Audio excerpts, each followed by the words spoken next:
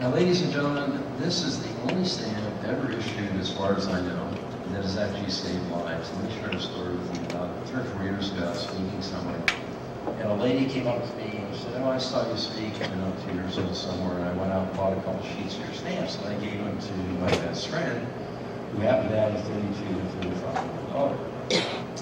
Those 2 young ladies, inspired by the stamp, went and got their examination, and of course the 32-year-old winds up being diagnosed with breast cancer at a very, very early stage, probably 10 years before we would have found it had she been following normal guidelines.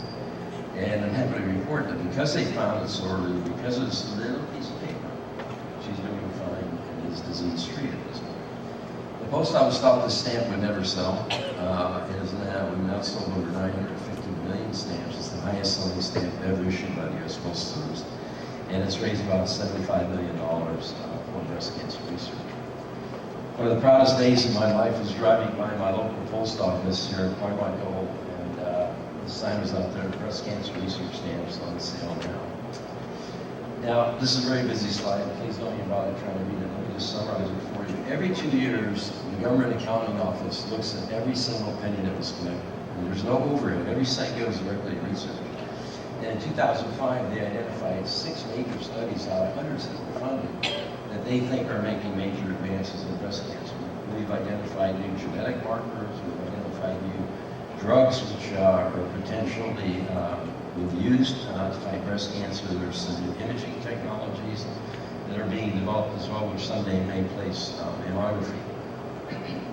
We also, in 2007, identified other studies that have found new ways to treat breast cancer by blocking blood vessel formation of tumors. There are new protein markers that have also been found, and what's very exciting is that some of the studies that were reported here apply not only to breast cancer, but also ovarian cancer and colon cancer, meaning that we're fighting cancer on all fronts through the auspices of the breast cancer stamp, because that's the way the whole thing started. But we're really, really fighting cancer on many, many fronts, and some of these studies will hopefully bring those to fruition.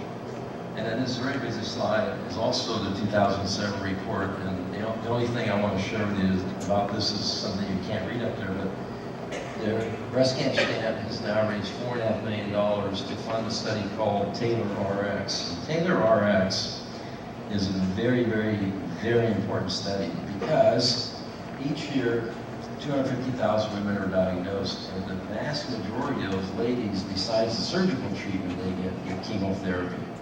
Chemotherapy, surgery is horrible enough. Chemotherapy is even worse. The ladies lose their hair, they go into menopause, they become infertile, they have all the symptoms of infection.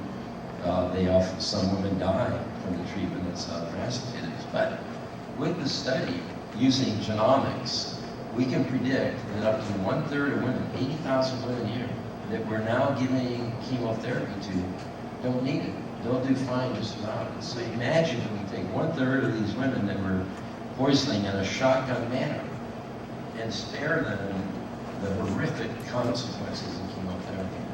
This study would not have been funded without the stamp funds. That's how important the work is that we're doing here with this fundraising. When you get a project like this, you also need to get corporate sponsors. It's very hard for a single person to go around and get everything that we need. So the United States Postal Service, once they got into it, started putting out big advertisements in Smithsonian Magazine. Prior to 9/11 at Times Square, they had a beautiful billboard that was up for several years until that tragedy came along. You can imagine the price of the billboard at Times Square. It's very expensive. Kellogg's, I identified a couple of companies that I thought were very female-friendly, and Kellogg's was one of those because they target women in healthy nutrition.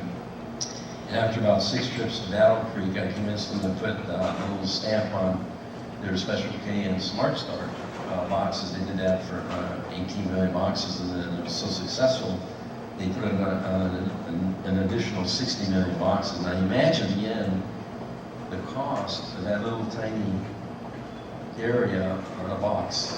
And commercially, if you wanted to buy that, you couldn't buy it. It's horrendously expensive. And they did this for free. We also got together with American Express and had a matching program with them that if you buy the stamp with their card, they would match the funds. Chevron was very gracious, and they issued 100,000 of these little special Hope cards that they're known for. And inside the packaging was a stamp and reminders for women to do their breast self-exam, their mammographies, the appropriate age, and so on. We teamed up with F.A.C.S, which is now AT&T. We got gift cards through Wells Fargo. We also raised money. And then when you do something like this, of course, you got to start writing books. So I wrote a book called I Flunked My Mammogram, which is a very, very easy to read, written at the 8th grade level for women who can get through quickly what they need to know. You know, when a woman's diagnosed with breast cancer, they basically shut down and they hear nothing. And you've got huge books like Susan Lowe's book, which is 1,000 pages, about 10 pages of which really applied to a particular patient.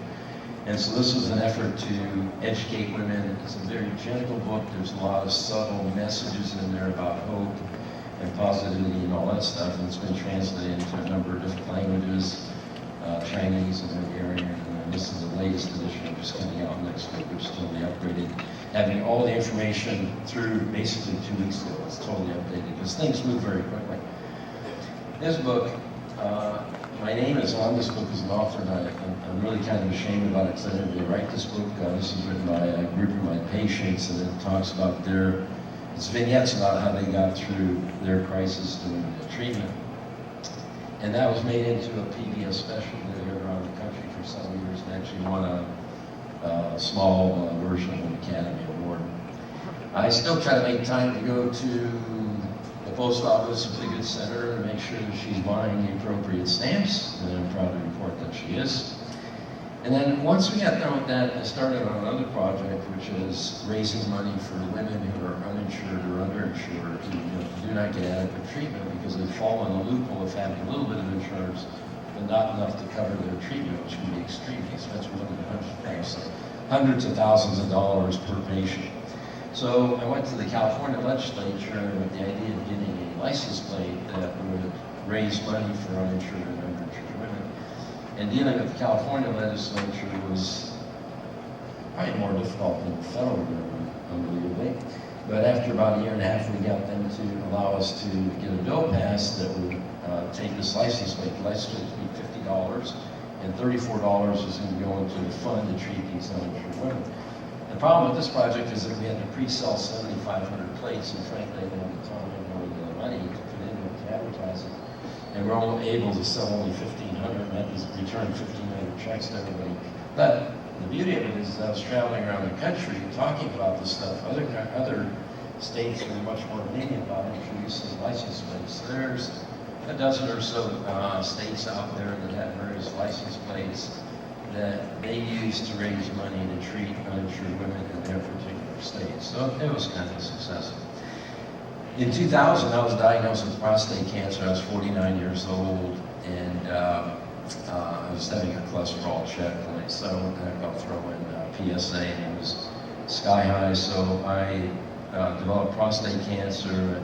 I was one of the few breast cancer surgeons running around the world with prostate cancer, so it's kind of a unique status that I had there. But what I did is I decided that if I'm going to have prostate cancer and continue my work with breast cancer, that we should actually start a program called Scream Together, Live Together. And it's a very simple program.